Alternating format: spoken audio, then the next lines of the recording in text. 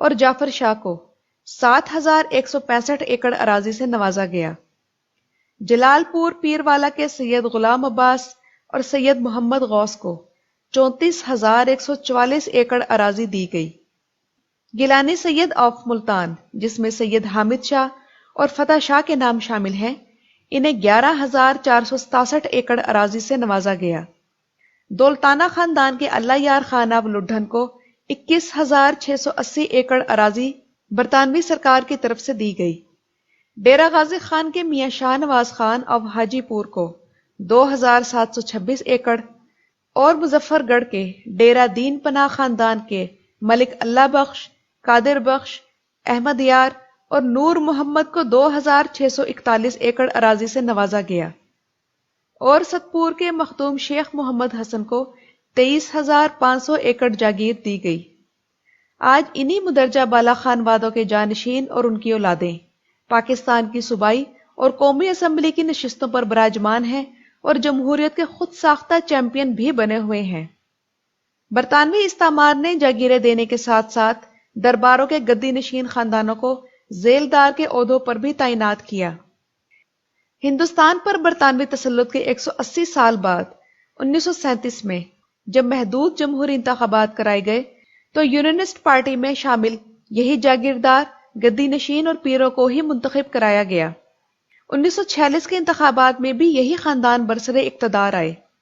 جنوبی خاندان کے گیلانی، قریشی، ڈیرہ غازی خان کے علاوہ وسطی پنجاب سے Pir Nasir Uddin Shah of Kamalia, Shah Jeevna of Jhang, Makhdoom Syed Ali Raza Shah of Sandhilian والی، مختوم ناصر حسین شاہ، پیر محی الدین لال بادشاہ آف مکھڑ شریف اٹک نمایاں تھے، اور یہی خاندان یونینسٹ پارٹی کو چھوڑ کر آل انڈیا مسلم لیگ میں شامل ہوئے اور اپنے مفادات کو پاکستان کی حمایت سے جوڑ دیا۔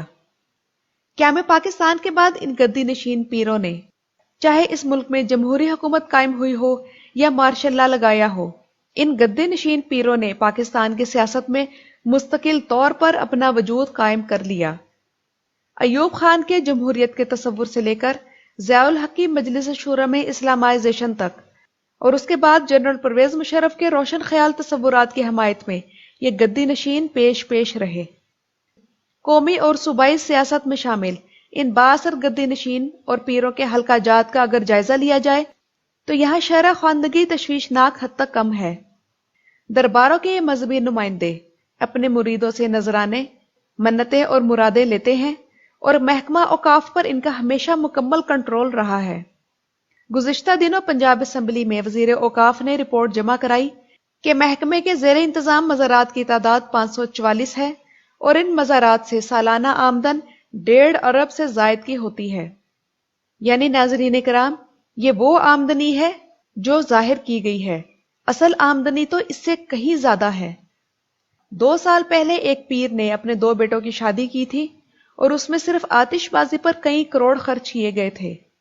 شاید وہ شادی آپ لوگوں کو ابھی تک یاد ہو۔ یعنی آپ لوگ اندازہ لگائیے کہ ان مریدوں اور زائرین سے کس حد تک نذرانے اکٹھے ہوتے ہوں گے، اور پھر انہیں کس طرح بے دردی سے اڑایا جاتا ہے۔ اس کے علاوہ ان مزارات سے منسلک زرعی جاگیروں پر بھی ملی بھگت کے ساتھ یہ پیر مقامی سرکاری مشینری کے ساتھ مل کر قابض ہیں، اور ان جاگیروں کا رقبہ سینکڑوں ایکڑز ہے۔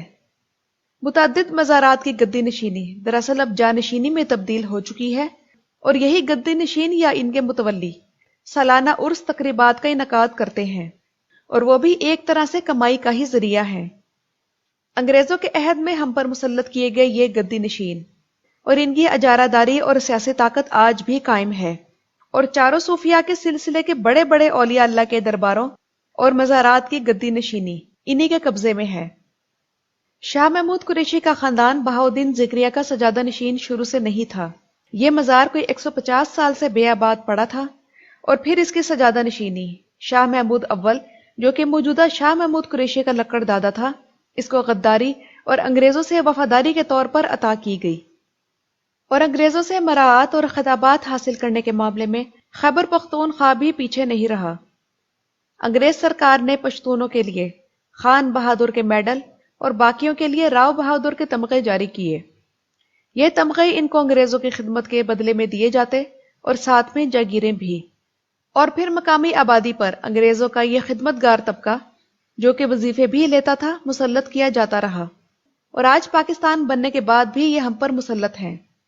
انگریزوں سے آزادی میں ان کا کوئی کردار نہیں۔ یہ تصاویر آپ کی معلومات کے لیے اور تاریخ کو سمجھنے کے لیے ہیں، نہ کہ کسی کو برا بھلا کہنے کے لیے، کیونکہ اس کا کوئی فائدہ نہیں۔ اصل بات تو یہ ہے کہ پنجاب، سندھ اور کچھ پختونخوا کے سجادہ نشین صوفیہ نہیں ہیں، یہ تو پہلے سے موجود مزارات کے قابضین ہیں جنہیں انگریز نے اپنے نمائندے کے طور پر نامزد کیا تاکہ عام لوگوں کو دین کے نام پر گمراہ کیا جا سکے۔ آج یہ سجادہ نشین بالکل سادہ لو عوام کو دونوں ہاتھوں سے لوٹ رہے ہیں۔ ان کا دین اسلام کی تبلیغ سے بالکل واسطہ نہیں۔ یہ اللہ اور رسول پاک کے دین کے دشمن ہے اور من گھڑت واقعات گھڑ کر لوگوں کو گمراہ کر رہے ہیں۔ ان کے بارے میں ایک شاعر نے بالکل صحیح کہا ہے، وہ تب کے خان خوانین، یہ حال کے سجادہ نشین، تھی ملکہ ان کی اماں، اہل فرنگ ان کا دین۔ ویڈیو کے بارے میں رائے ضرور دیجیے گا۔ ویڈیو دیکھنے کا شکریہ۔